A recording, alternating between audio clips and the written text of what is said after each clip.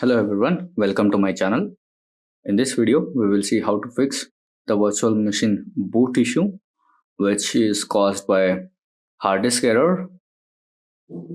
And as you can see, the error states like no operating system was loaded and the virtual machine may be configured incorrectly.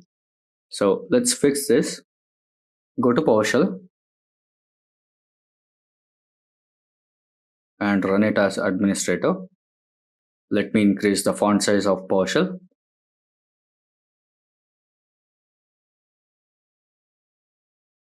Clear the screen. Let's do get VM firmware.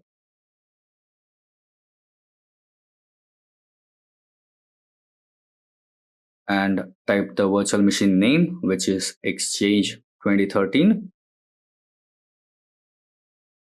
And let's run set VM firmware and provide the Exchange 2013 as a name.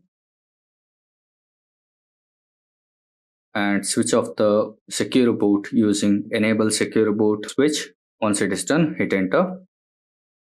Let's turn off the VM and try this same command once again.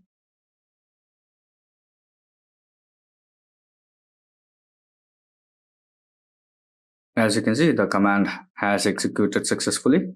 So let's start the VM.